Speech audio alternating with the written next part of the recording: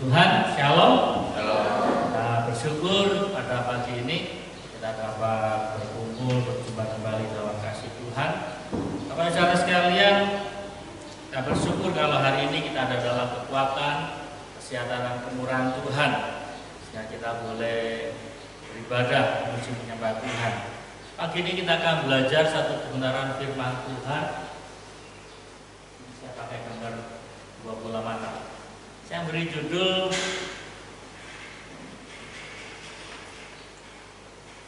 Mata yang Terbuka. Ada banyak orang memiliki mata tetapi mereka tidak dapat melihat, ya kan?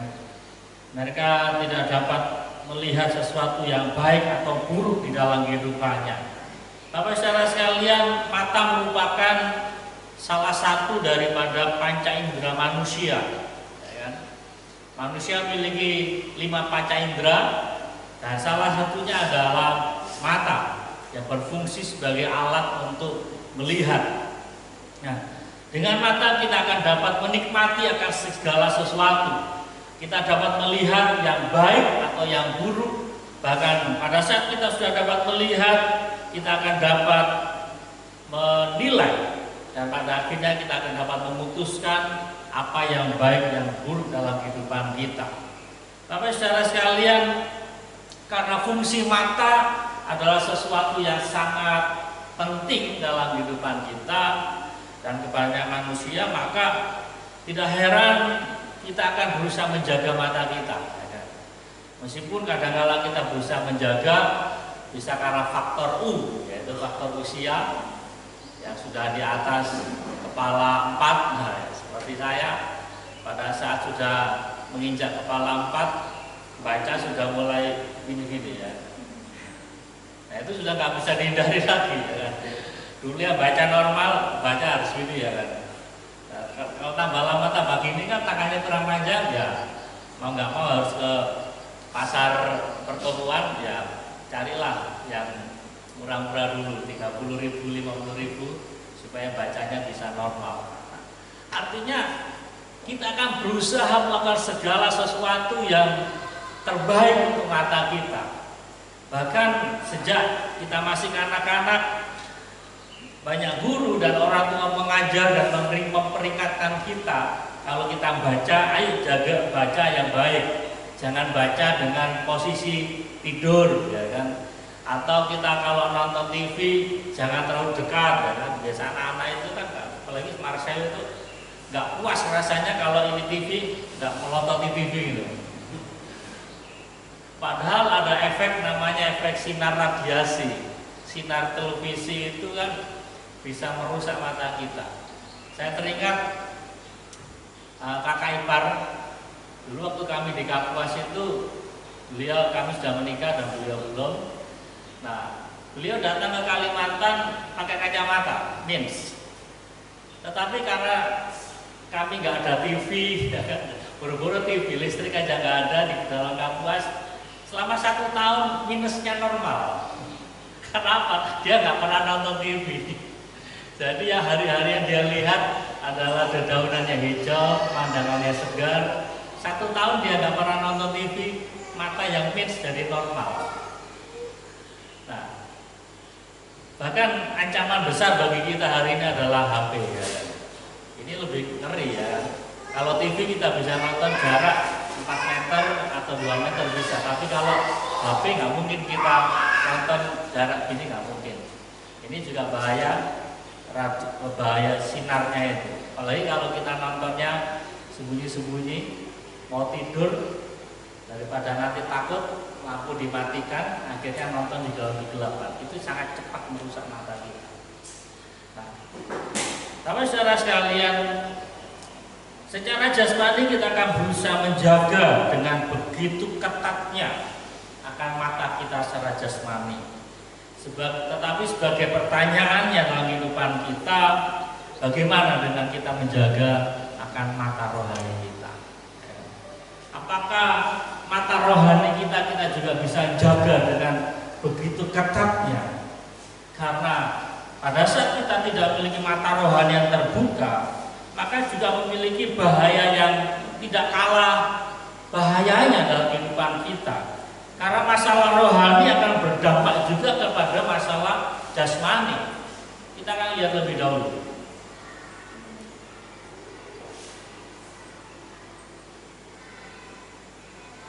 Di dalam Injil Matius pasal 6 ayat yang ke-22, apa yang dikatakan oleh firman Allah, kita baca sama-sama lebih dahulu. Matius pasal 6 ayat 22 dikatakan 1, 2, 3. Mata adalah pelita tubuh. Jika matamu baik, teranglah seluruh tubuhmu. Tapi saudara sekalian, dikatakan jika matamu baik, artinya mata dapat melihat dengan benar, mata dapat berfungsi dengan baik untuk melihat segala sesuatu, maka dikatakan teranglah seluruh tubuh kita. Artinya pada saat kita dapat melihat sesuatu dengan terang, maka kita akan dapat berjalan tanpa tersandung, kita akan dapat memegang dengan benar apa yang kita mau. Semuanya berawal dari mata. Nah, apa saudara sekalian, tadi saya katakan, bila kita tidak menjaga mata rohani kita, maka sama halnya kita ada dalam namanya sebuah kegelapan, bukan lagi terang. Kalau mata kita tidak baik, maka seluruh tubuh kita ada di dalam kegelapan.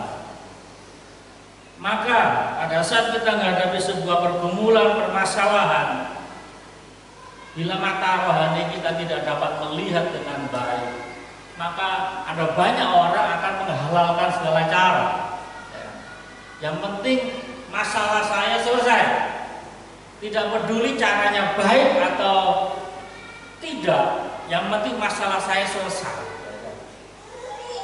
Ada banyak kasus-kasus atau cerita-cerita pada saat seseorang ditangkap, seorang pencuri ditangkap, ditanya, "Mengapa kau mencuri?"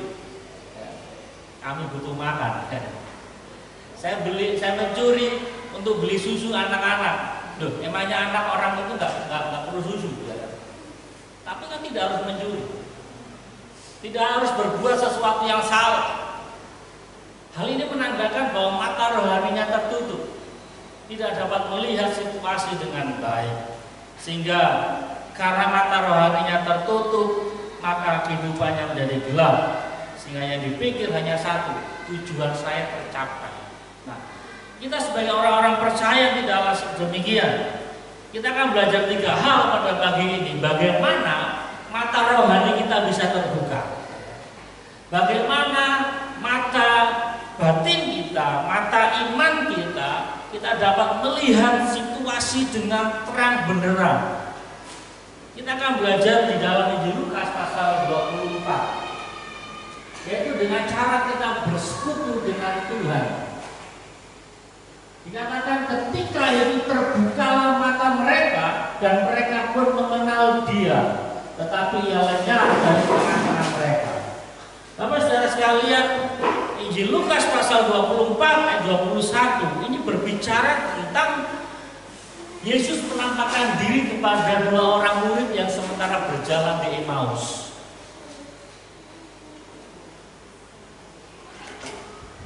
Ayat ini berbicara pada saat 2 orang murid ini berjalan menuju Emmaus. Itu adalah suatu peristiwa di mana Yesus yang mereka harapkan, Yesus yang mereka banggakan sudah mati, sudah tidak ada lagi bersama-sama dengan mereka secara fisik. Padahal para murid bermimpi, mengharapkan, bercita-cita bahwa Yesus akan menjadi raja, Yesus akan menjadi penolong atas bangsa Israel. Ketika mereka melihat bahwa Yesus sudah ditangkap, disalibkan dan mati, maka semua cita-cita mereka hancur, semua harapan mereka musnah. Sehingga pada saat mereka berjalan menuju ke Emmaus, mereka berjalan dengan letih lesu, berjalan tanpa harapan. Mereka kembali ke daerahnya tanpa harapan. Dan perhatikan, Yesus peduli. Yesus melihat kehadiran, keberadaan mereka. Ya, Alkitab katakan dalam pasal 24, maka Yesus mendekati mereka. Saat mereka berdua jalan, Yesus tiba-tiba mendekati mereka. Mereka katakan, katakan bersama dua orang murid itu, apa yang kau sementara bicara? Dan dua orang murid ini katakan, apakah engkau satu-satunya orang yang tidak tahu apa yang terjadi di Israel dalam minggu-minggu ini? Dan di situ Yesus mulai menjelaskan. Yesus kembali mengingatkan akan apa yang sudah dia sampaikan, bahwa Anak Manusia akan menderita, ditangkap, disiksa, mati, tetapi bangkit pada hari yang ketiga. Pada saat Yesus mengingatkan semua yang diajarkan, mereka katakan hati kita berkobar-kobar, tetapi mata mereka masih tertutup. Hal ini berbicara dalam kehidupan kita, Bapak Saudara sekalian, bahwa kadang-kala pada saat kita mendengar firman Allah, hati kita ini berkobar-kobar. Hati kita, iman kita ini timbul. Tetapi kadang-kala kita masih bingung apa yang harus kita lakukan. Ada banyak kali kita setuju dengan firman Allah. Saya setuju dengan firman Allah ya dan amin. Tetapi apa yang harus saya kerjakan? Sama seperti dua orang murid ini. Pada saat mereka mendengar perkataan Yesus, hati mereka berkobar-kobar, semangat mereka mulai kembali. Tetapi mata mereka masih tertutup. Mereka nggak bisa mengenali bahwa sosok yang berbicara pada mereka adalah Yesus yang selama ini berkumpul dengan mereka. Ada banyak kehidupan kita membaca firman Allah, semangat, ya firman Allah ya dan amin. Tetapi pada saat kita keluar dari kamar kita taruh Alkitab, kita masuk dalam kehidupan kita masih bingung apa yang harus kita kerjakan. Kita nggak bisa memiliki pandangan yang jelas, sehingga tidak heran ada banyak orang-orang Kristen yang rajin ke gereja, tetapi pada saat keluar dari gedung gereja, kehidupannya masih sama seperti yang dulu-dulu. Saat masuk ke gereja mendengar firman Allah, hatinya berkobar-kobar. Tetapi keluar dari gereja, masuk dalam pekerjaannya, masuk dalam pergumulannya, matanya masih tertutup, nggak ngerti apa yang Tuhan mau. Nah, sebuah pertanyaannya, kapan? Ya, sampai kapan kehidupan kita seperti itu? Sampai kapan hati kita ini menyala-nyala, berkobar-kobar, tetapi pada saat kita masuk dalam pergumulan kita masih tertutup. Saya yakin kita nggak mau seperti itu, kan? Saya yakin kehidupan kita nggak mau seperti itu selamanya. Sebuah pertanyaannya, kapan pandangan dua orang murid ini terbuka bahwa yang berbicara dengan mereka adalah Yesus? Pertanyaannya kapan? Dalam ayat yang dikatakan, kita lihat ayat yang ke-30, yang ke-17.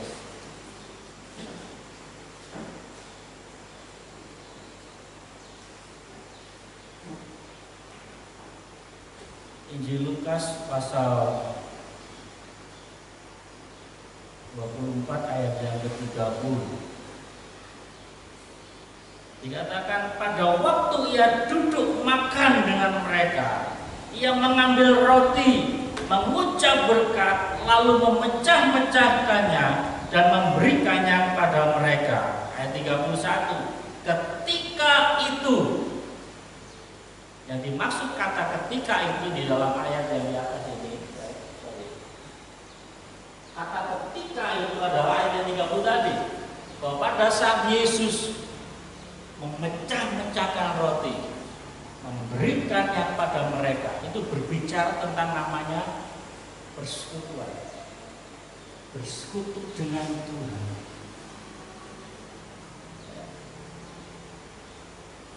Di dalam kitab Wahyu pasal 3, mari kita lihat, saya tidak tulis ayatnya. Kita lihat di dalam kitab Wahyu pasal 3.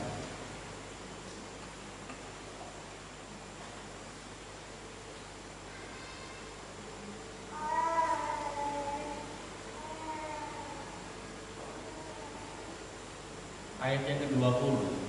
Wahyu pasal 3 ayat yang ke-20 dikatakan, lihat, aku berdiri di muka pintu dan mengetok.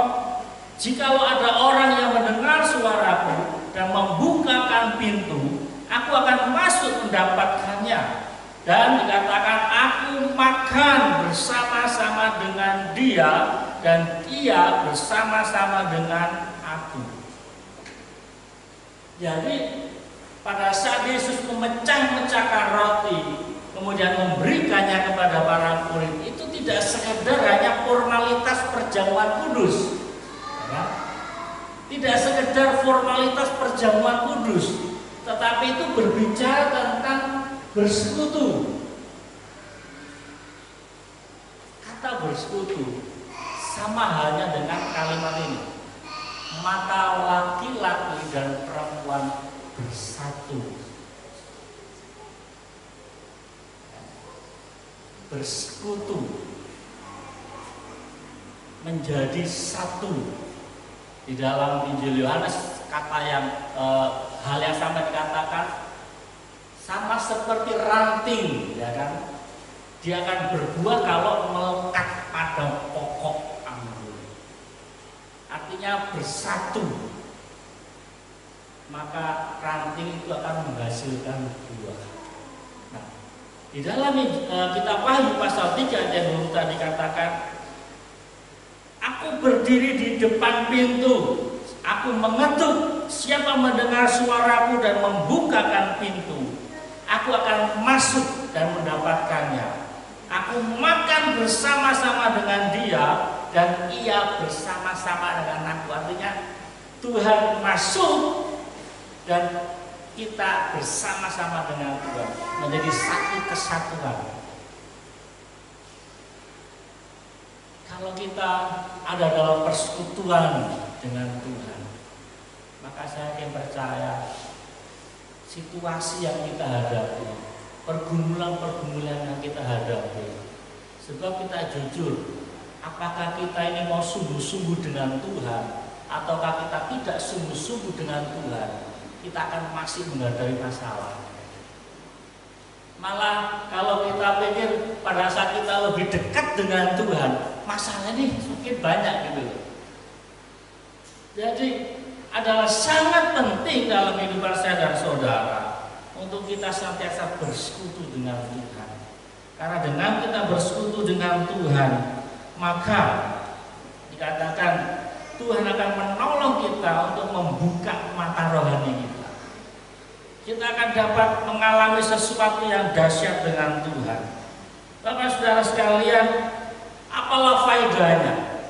Apalah gunanya kita menjadi seorang Kristen atau menjadi, kita katakan, saya menyebut saya sebagai anak-anak Allah, tetapi kalau kita tidak memiliki persekutuan dengan Tuhan, sama seperti di dalam sebuah keluarga, bila hubungan suami dan istri tidak ada komunikasi, ya kan?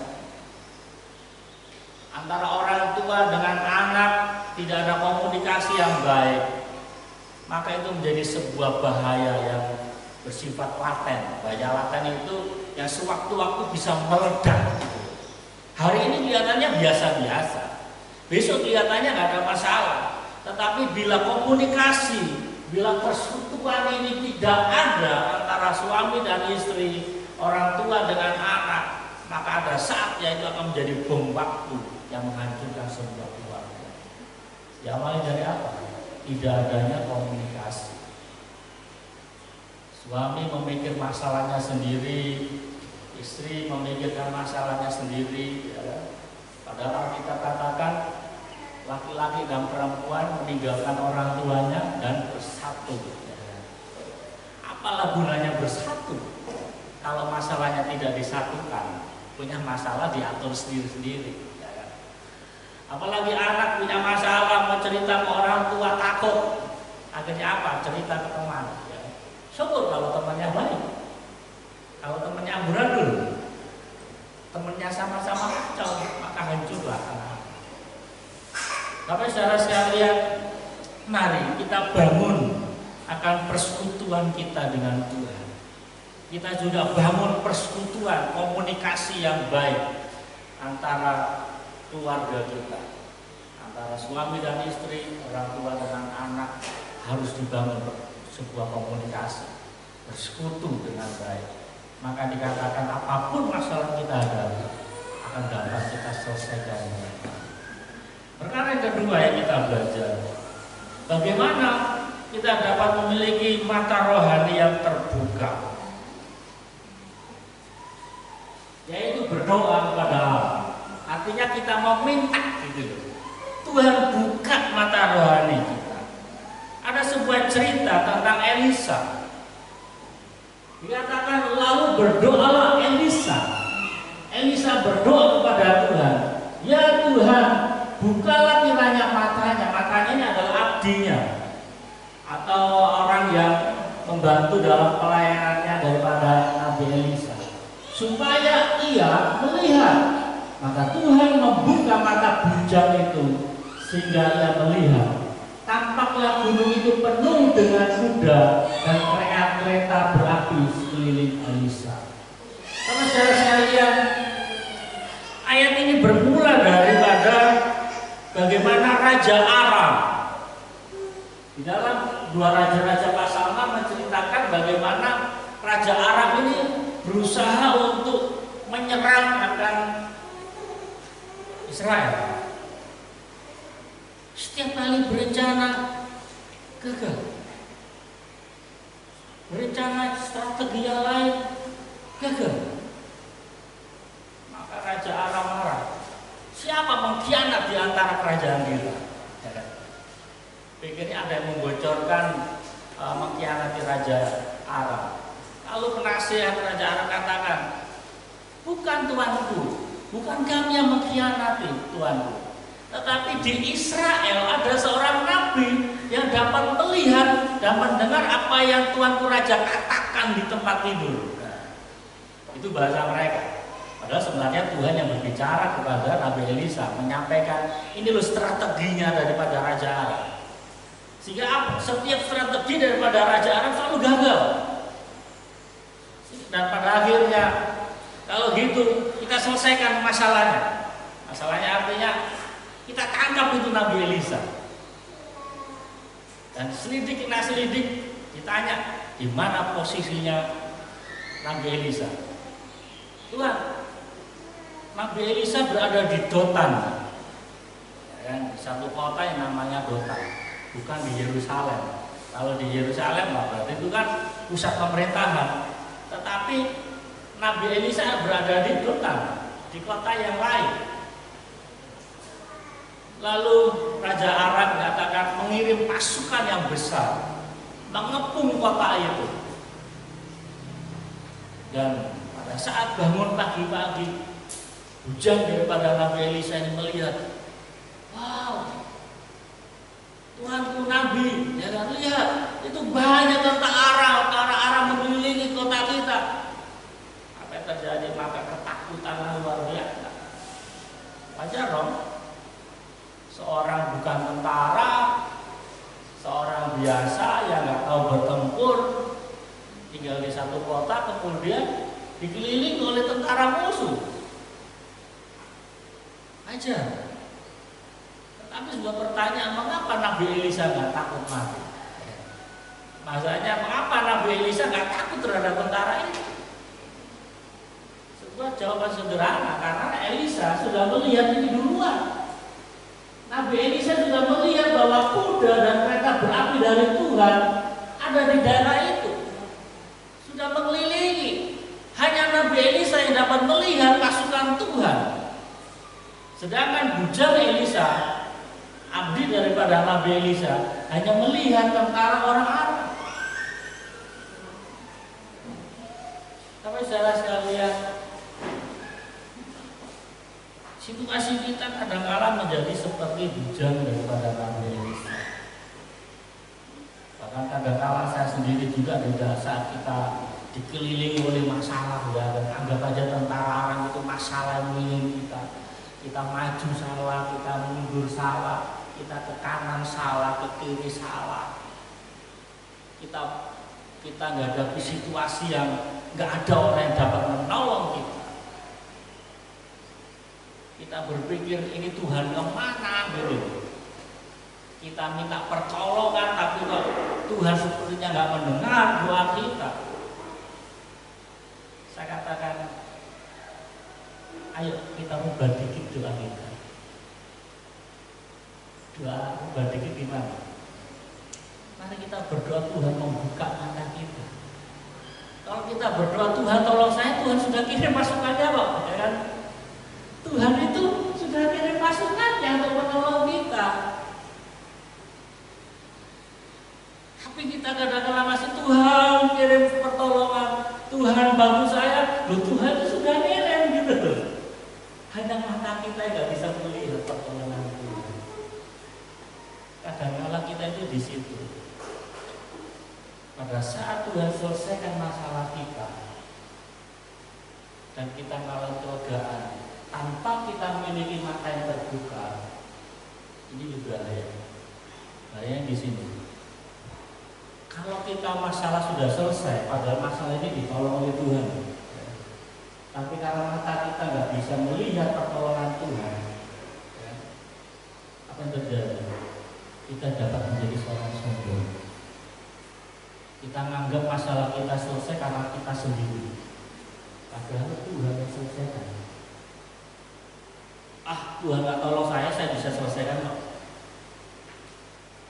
Padahal sebenarnya Tuhan ambil bagian dalam masalah kita. Mengapa orang itu menjadi sombong? Karena mata rohaninya tidak terbuka. Dia nggak bisa melihat pertolongan itu dari Tuhan. Itu lebih bahaya lagi. Oleh karena itu mari Bapak Saudara sekalian,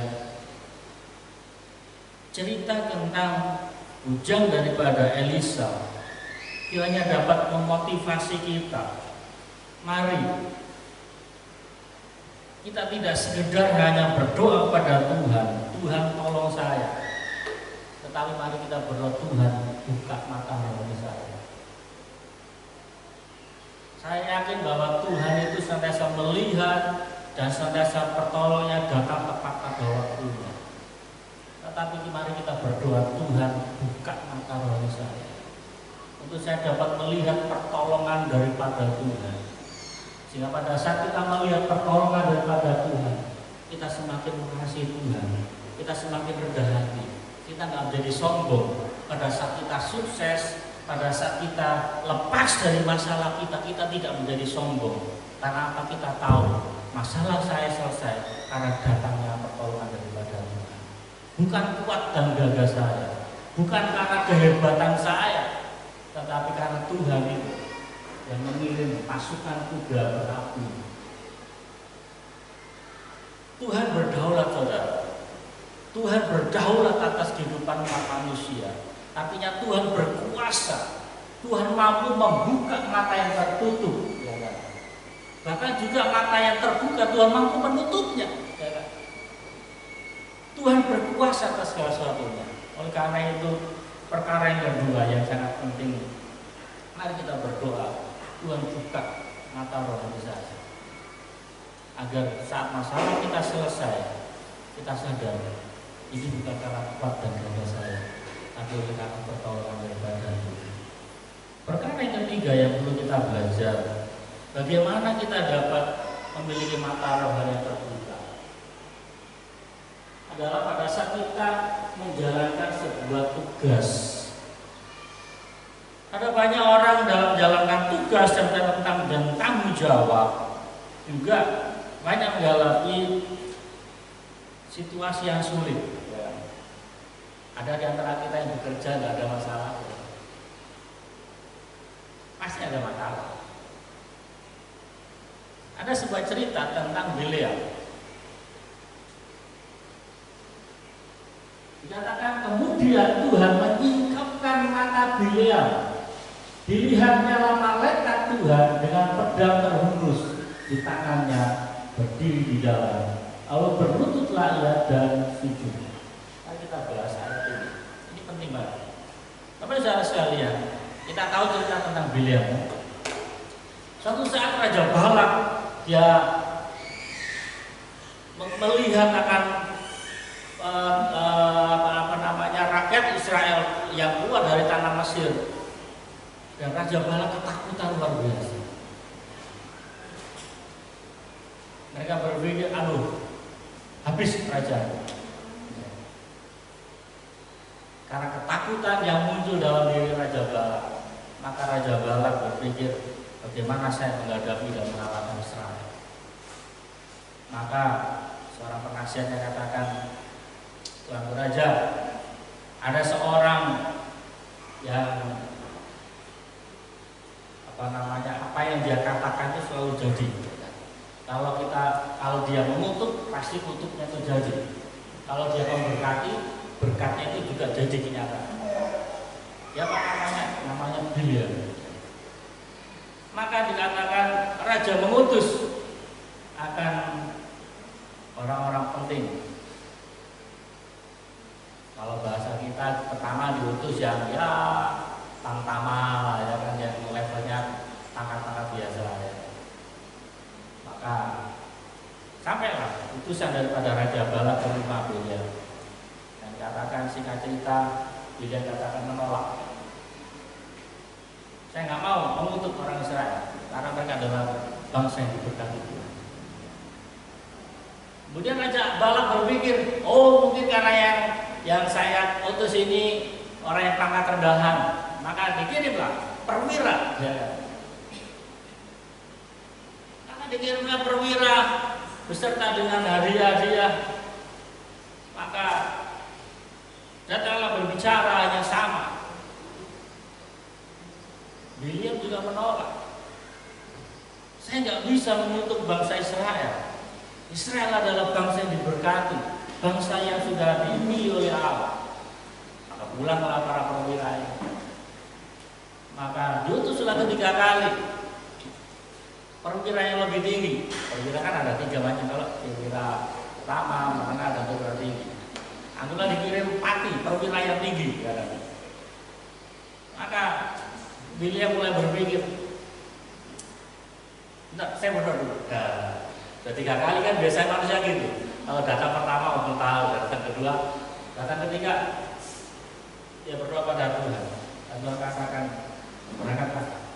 Tetapi ingat apa yang kau katakan semuanya harus daripada. Singkat cerita, maka dikatakan Biliam ini menaiki keledainya dan menuju kerajaan daripada Raja Balak. Dan cerita ini menceritakan bahwa keledai daripada Biliam melihat bahwa dikatakan ada malaikat Tuhan. Kita akan belajar di sini. Ada malaikat Tuhan. Kalau saudara perhatikan di Alkitab, kalau kata malaikatnya seperti ini. M besar dan Tuhan besar. Jadi saya sampaikan itu berbicara tentang teofani. Apa itu teofani? Teofani adalah penampakan Yesus Kristus dalam perjanjian lama. Jadi Yesus itu sudah berkarya sejak dari perjanjian lama. Yesus itu sudah hadir dalam dunia sejak zaman perjanjian lama. Hanya dalam wujud pakai bahasa kata malaikat Tuhan. Dan itu nanti dibuktikan bahwa malaikat Tuhan menerima penyembahan daripada Biliam. Kalau malaikat nggak mau terima penyembahan. Nanti kita lihat itu. Tapi kita baca sini dulu bahwa pada saat keledai daripada Biliam melihat bahwa ada malaikat Tuhan, maka keledai Biliam ini mulai menghindar, menyimpang jalan, dan Biliam nggak bisa melihat. Sampai berkali-kali akhirnya si Biliam puncaknya dia marah kepada keledainya. Karena apa? Keledai ini jalannya merepet. Saudara tahu ngerti merepet ya? Ini dinding kemudian ngepres gitu, sehingga kaki daripada si Biliam ini kena dinding. Dan akhirnya populasi keledai ini sama Biliam, wah gitu. Maka Tuhan membuka mulut daripada keledai itu untuk berbicara kepada Biliam. Dan kalau kita katakan, Tuhan, mengapa Tuhan memukul saya? Kata keledai. Jadi sudah saya katakan di poin kedua, Tuhan itu berdaulat. Keledai binatang dia bicara bahasa manusia karena situasi khusus hari itu. Dan keledai ini katakan, aku sudah melayani Tuhan bertahun-tahun. Kenapa Tuhan memukul saya hari ini berkali-kali? Maka ayat ini muncul. Ya. Kemudian ya, setelah percakapan antara Kolda dengan Biliam, ayat 31 berbicara ini. Kemudian ya, Tuhan menyingkapkan mata daripada Biliam. Maka dilihatlah malaikat itu. Saudara sekalian, pada saat saya dan saudara menjalankan sebuah tugas, tadi saya katakan, tidak jarang kita menghadapi sebuah namanya masalah di masalah. Tetapi apa kita harus berhenti di dalam sebuah tantangan demi tantangan, halangan-halangan dalam pekerjaan kita, dalam tugas-tugas kita? Apakah kita berhenti? Apakah kita menyerah? Kadang-kadang kita berpikir, oh ini bukan kehendak Tuhan, ini tantangan ini dari setan. Akhirnya kita tangking, ya. Jangan salah. Jangan sampai kita menentang Tuhan. Mengapa? Sebuah pertanyaan, mengapa malaikat Tuhan yang dia adalah teofani, penampakan Yesus dalam perjanjian lama, menentang perjalanan daripada Biliam? Sebuah pertanyaan, dan jawabannya adalah karena malaikat Tuhan ingin kembali menegaskan kepada Biliam bahwa nanti kalau kamu berjumpa dengan Balak, apa yang kau katakan semuanya harus datangnya daripada Tuhan. Karena di depan, ya, di depan perjalanannya Biliam, Raja Balak sudah menyediakan banyak hadiah. Emas perak sudah disediakan kalau Biliam mengikuti apa yang dikatakan oleh Balak. Kadang-kadang masalah, halangan-halangan itu datang daripada Tuhan untuk mengingatkan saya dan saudara untuk kita tetap berjalan di dalam kehendak-Nya Tuhan. Tapi saudara sekalian, pada saat Biliam dia melihat bahwa ada malaikat Tuhan, dikatakan maka berlututlah ia dan sujud. Dan Alkitab katakan malaikat Tuhan menerima penyembahan daripada Biliam. Jadi saya katakan kalau malaikat dia nggak mau menerima, karena kitab Ibrani mengatakan bahwa malaikat adalah roh-roh yang melayani orang percaya. Melayani bahasanya membantu. Sekarang pertanyaannya, kalau suatu saat nanti Ona punya pembantu, apakah Ona menyembah pembantu? Kan enggak. Malaikat itu pribadi melayani orang percaya, yang menolong, yang Tuhan pakai untuk menolong orang percaya. Apakah manusia menyembah malaikat? Iya. Tetapi malaikat ini adalah roh yang melayani. Tetapi dikatakan dalam perjanjian lama tadi, dalam bilangan malaikat Tuhan menerima penyembahan karena dia adalah Allah sendiri. Dan saya katakan dia adalah teofani. Ada satu peristiwa dalam kitab Ibrani, kitab Pagi, ya, dan ini tentang Yohanes. Kita mulai pasal 22 ayat 28 dikatakan, dan aku Yohanes, akulah yang telah mendengar dan melihat semuanya itu. Semua penglihatan dari pasal berapa itu, pasal 1 sampai dengan pasal yang ke-21. Bagaimana pada saat Yohanes dibuang di Pulau Patmos, yang melihat sebuah penglihatan yang dahsyat.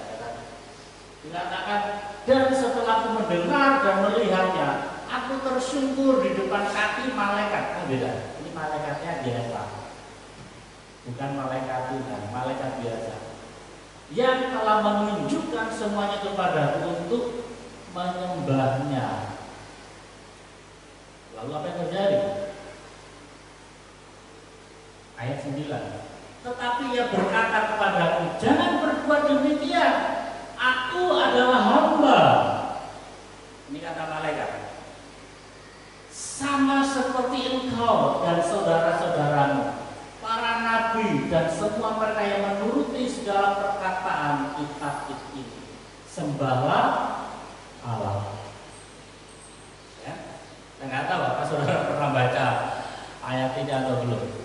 Tapi ini hari saya buka bahwa dilarang menyembah malaikat. Ya.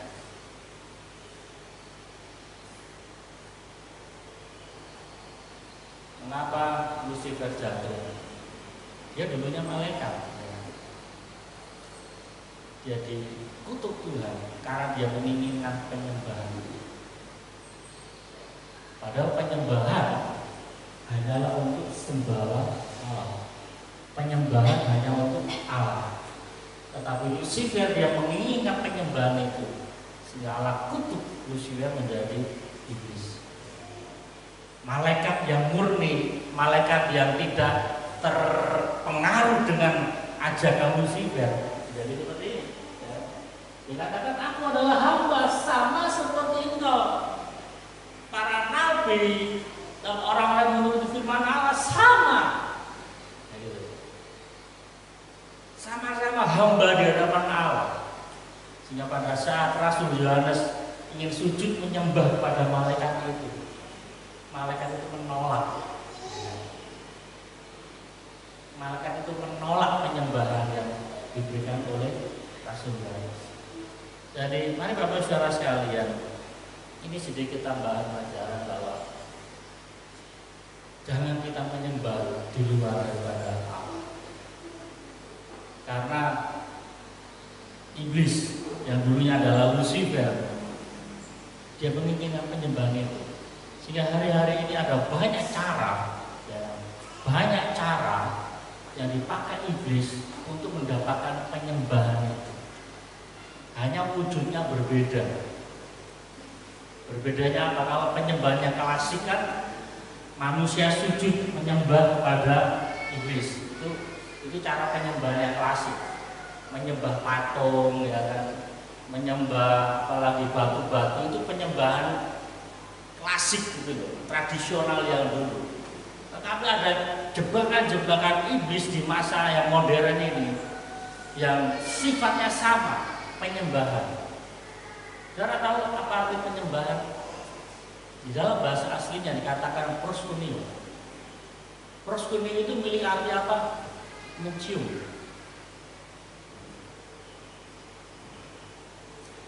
Pertanyaannya, kapan seseorang itu mencium? Kalau dia memiliki hubungan, ya. Apakah mungkin pada saat kita enak-enak jalan di perempatan pramuka tiba-tiba kita cium? Itu tidak mungkin kan? Pasti kita ditempelin, pak. Kamu enak-enak jalan tiba-tiba nyium saya, ya kan? Maka kita kena pasal apa? Pelecehan, ya. Sanksi pidana. Kapan penciuman kita ini bisa diterima? Kalau ada sebuah persekutuan lebih dulu. Dan iblis hari-hari ini membangun strateginya sama, membangun persekutuan, memberikan daya tarik kepada manusia supaya manusia itu terikat, dan pada akhirnya manusia sujud menyembah. Contoh kecil, tapi ini juga jangan dianggap sepele. Game di hari kita ini mau yang game yang bersifat offline atau online, pertanyaannya, apakah kita sudah terikat dengan game itu atau tidak? Kalau kita sudah terikat,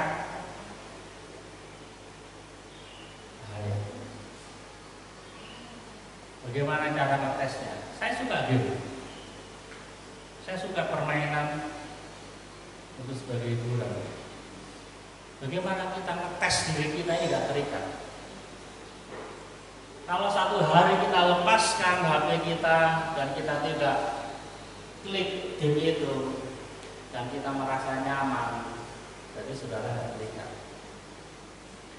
Tapi kalau dalam satu hari saudara tidak klik game itu dan hati saudara gelisah, ya kan? Hati saudara gundah gulana, itu tanda saudara mulai diingat. Ibaratnya sama seperti dulu saudara masih pacaran, waktu makan ingat kamu, ya kan? Waktu tidur ingat kamu. Pacar kita, kekasih kita ada di pikiran dan di hati kita terus menerus. Sama juga dengan tanda, kalau kita terikat dengan sesuatu yang dapat merusak kita nggak bisa lepas. Berawal dari game, ini kan nggak judi pak, kan untuk permainan saja, oke memang permainan biasa. Tetapi yang jadi masalah adalah ikatannya itu loh, bukan ikatan roh jahatnya. Pada saat saudara ini cuma satu contoh kecil saja. Kalau saudara sudah terikat dengan game, maka apa artinya? Saudara nggak bisa kerja dengan maksimal. Saudara sekolah nggak bisa fokus belajar. Belajarnya cepat-cepat 5 menit, yang 2 jam 3 jam game. Sudah belajar, sudah, padahal 5 menit, tapi gamenya bisa 5 jam. Waktunya malam dan 10 tidur, main game terus. Dan ada banyak kasus dikatakan anak-anak yang banyak kejadian sampai tangannya itu gini terus, bawa ke dokter gini terus. Itu secara psikologis. Nah, saya tahu itu bagiannya Gerda yang paham itu. Nah, banyak anak-anak yang terikat dengan game, nggak bisa melepaskan diri, akhirnya ganggu mentalnya. Dan kalau seperti itu, lain lagi urusan. Itu bukan setan, itu bukan lagi setan, tetapi masih gejala awal keterikatan secara mental. Dan kalau kita membiarkan diri seperti itu, maka iblis akan masuk dalam dunia yang lain. Pergaulan bebas, ya kan? Dengan minuman keras, dengan narkoba, dan kalau bicara itu lebih ngeri lagi. Oleh karena itu, mari Bapak Saudara sekalian, pada saat kita menjalankan tugas, maka mari kita minta pada Tuhan dan kita berharap agar Tuhan membuka mata rohani kita. Karena kadang kala, ya kan, Tuhan itu dikatakan seperti ini. Mereka melintasi tanah Frigia dan tanah Galatia. Ini pelayanannya Rasul Paulus. Dikatakan karena Roh Kudus mencegah mereka untuk memberitakan Injil di Asia. Ini sesuatu yang unik, ya. Rasul Paulus dengan timnya ini dalam penginjilan. Mereka ingin menginjili daerah Asia. Tetapi dikatakan apa? Roh Kudus mencegah. Jadi saya akhiri firman Tuhan kan seperti ini. Tidak semua halangan itu dari setan, tidak semua. Kadang-kadang Tuhan sendiri yang menghalangi perjalanan kita untuk melakukan yang namanya kehendak Tuhan. Tadi contohnya Bileam, dan ini contoh lain lagi tentang Paulus. Pertanyaannya, apakah salah menginjil? Apakah salah melayani? Gak salah. Cuma Tuhan tahu apa yang dikerjakan Paulus adalah kehendak Tuhan untuk mereka melayani di Frigia dan Galatia, bukan di Asia. Masalah Asia nanti Tuhan bisa kirim orang lain lagi. Artinya apa yang saya hari ini kerjakan, apa yang kita kerjakan hari ini, biar itu adalah kehendak Tuhan, bukan kehendak kita. Mari Bapak Saudara sekalian, apapun profesi kita, mungkin ini berbicara tentang pelayanan, ya. Ini dalam pekerjaan kita, seperti berangan, aduh sudah enak-enak kerja di batu bara, gaji gede, kok berhenti, ya. Enjoy aja, ya. Tuhan mau kalau berhenti di situ, dan Tuhan akan siapkan di tempat yang lain yang lebih baik. Kita nggak tahu kalau kita terus di situ, mungkin ada bahaya-bahaya yang lebih besar lagi.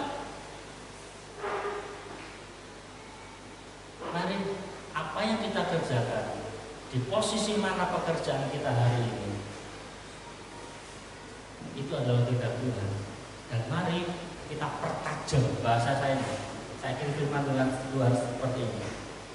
Saat kita ada di satu daerah adalah artinya tanggung jawab tugas kita. Mari kita pertajam penglihatan kita. Mari kita pertajam mata batin kita. Supaya apa? Kita yakin bahwa kita di situ adalah kehendak Tuhan. Kita di situ adalah mengerjakan punyanya Tuhan, bukan punya kita.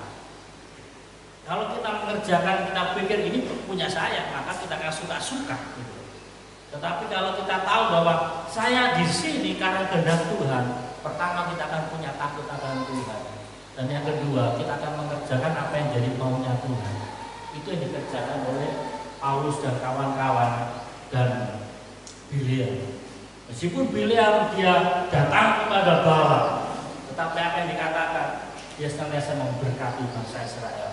Dia menjadi berkat atas Israel. Dia nggak takut pada Raja Balak dan dia tidak tergoyahkan dengan emas dan perak yang ditawarkan oleh Raja Balak kepada dia. Dia tetap bersikukuh pada apa yang saya katakan semuanya adalah daripada Tuhan.